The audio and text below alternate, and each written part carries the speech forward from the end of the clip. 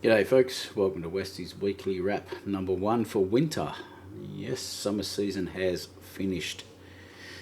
Not with a bang, but with a whimper for sure. Unfortunately, the grand finals were washed out, but it meant H grade were minor premiers and premiers, and G grade were premiers. Finished the season second, and then taken out the major final over a very strong Plumpton side, who unfortunately were missing their pitches on the day, but that's the way the cookie crumbles, I believe. Okay, SMBL, we had a meeting for the upcoming winter competition. I have some notes here. Yes, it is out of the frame, but to try and get it all in, I made it as big as possible so people could read it if they need to. Okay, first competition date will be the 23rd of April. Game times will be 11:30 and 2:45. With the first game up to 30 minutes of extra play allowed if a result is possible. So if the home team is batting and has a chance of winning, then they can play on. But no new innings could be started in this time. Team sheets required for now for grading. Lions have sent ours in. A copy of these sheets need to be signed by the 18th of April. That's why we are having our registration day on the 18th of April at 10 a.m. All winter players are required to make it there. If not, we will have probably another registration day on the Wednesday beforehand. So please, if you can't make one, please make sure you make the other one to sign these sheets. Only names on the website are eligible to play. It will be a loss of game now if the player's not on the sheet. Okay. If your name's not on the website, you can get permission as long as you have registered. All you need to do is email for approval from SMBL, and they'll get it. They'll send you an email with an approval, which you just take that email with you to the game, and if anyone queries it, you just show them the email. When you register on the New South Wales website, you will receive a new ABF number. That number is required for the sign-in of the sheet, so all players must be registered on the New South Wales website before they can participate in the SMBL competition. New South Wales will be cross-checking names with SMBL, so all players need to be registered. Just no two doubts about it. Okay. If you played in the summer competition, I believe it's no cost, but if you didn't play, I believe it's about $129 on the New South Wales site.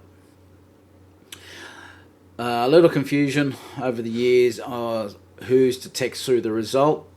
The winning team is to send the result to SMBL on that phone number there. Text message only, no images, otherwise it won't go through. If it happens to be a tied game, the home team will text results through, but it wouldn't hurt for both teams to send it through. Okay. The result sheet to be emailed by 10 p.m. that night after the game to results@sydneymetrobaseball.com. Again, if it's a tied game, home team to email it through. But again, it won't hurt if both teams do it. My suggestion to the Lions, if you're an away game and you don't happen to win, take a photo of the result sheet and SMS it through to me so I have a record of it. I would like a record of everybody's game every week, whether at home or away. That way, if the SMBL ever come back and say we didn't get a result, I've got it there and I don't have to bug everyone.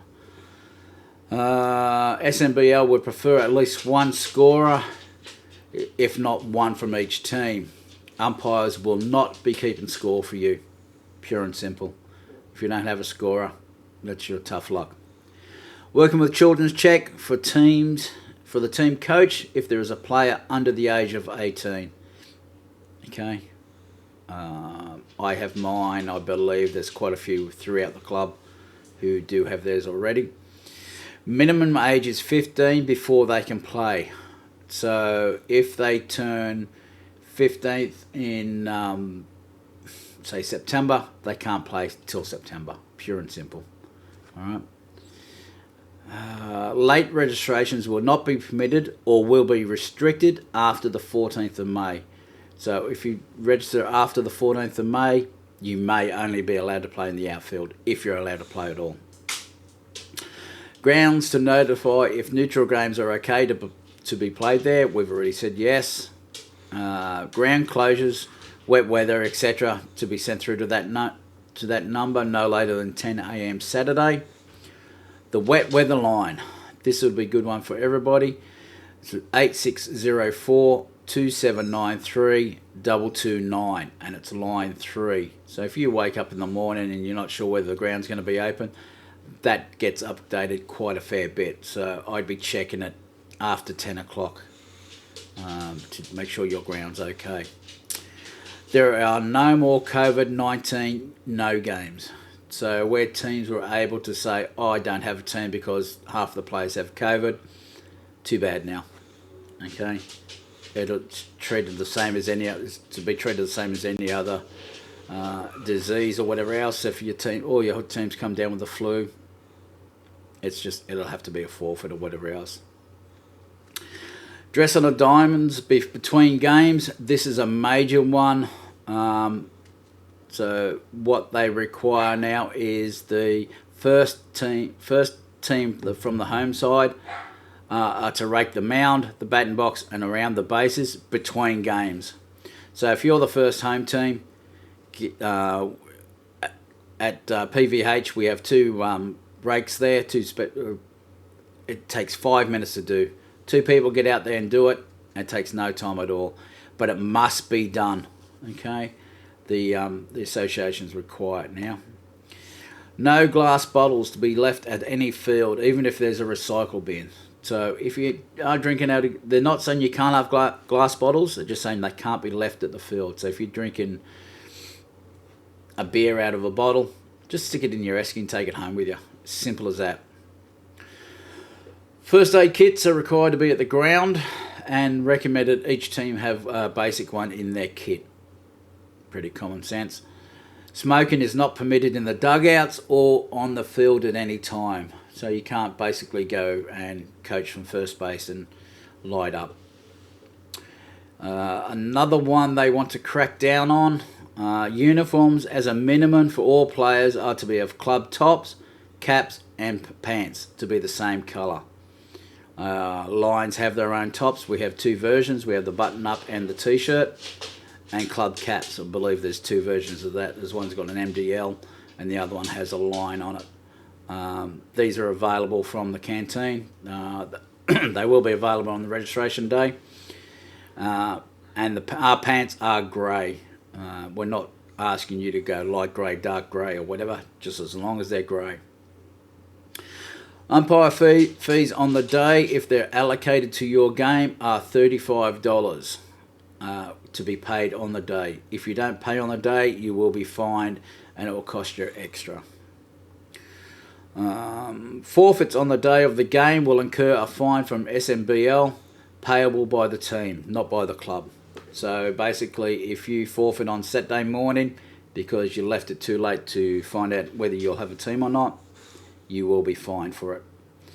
My suggestion would be to find out by Thursday, and then we can email it through to Sydney Metro, and that'd be your best bet.